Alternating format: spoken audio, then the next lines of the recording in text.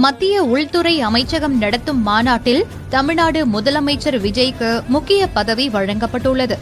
மத்திய உள்துறை அமைச்சகத்தின் கீழ் மத்திய மாநிலங்களிடையேயான கவுன்சில் செயல்பட்டு வருகின்றது. இந்த மாநிலங்களிடையேயான கவுன்சிலானது தென் மாநிலங்களின் முதல்வர்கள், வடகிழக்கு மாநிலங்களின் முதல்வர்கள், கிழக்கு மேற்கு மாநிலங்களின் முதல்வர்கள் மாநாடுகளை தொடர்ந்து நடத்தி வருகின்றது. அந்த வகையில் மத்திய மாநிலங்கள் இடையேயான கவுன்சில் சார்பில் தென் மாநில முதல்வர்கள் மாநாடு குறிப்பிட்ட சில ஆண்டுகளுக்கு ஒருமுறை நடத்தப்படுவது வழக்கம். இந்த சூழலில் 31வது தென் மாநில முதல்வர்கள் மாநாடு மாமல்லபுரம் அடுத்த கோவளத்தில் உள்ள தனியார் நட்சத்திர விடுதியில் நாளை நடைபெறவுள்ளது. இந்த மாநாட்டில் தமிழக முதல்வர் விஜய், கர்நாடக முதல்வர் சிவகுமார், கேரள முதல்வர் சதீசன், ஆந்திர முதல்வர் சந்திரபாபு நாயுடு, தெலுங்கானா முதல்வர் ரேவந்த் ரெட்டி, புதுச்சேரி முதல்வர் ரங்கசாமி ஆகியோர் பங்கேற்க உள்ளனர்.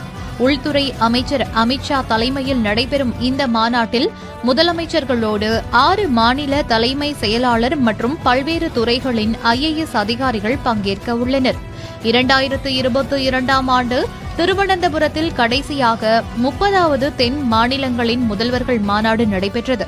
கடந்த 4 ஆண்டுகளாக இந்த மாநாடு கூட்டப்படாத நிலையில் இந்த ஆண்டு மீண்டும் மாநாடு கூட்டப்பட உள்ளது.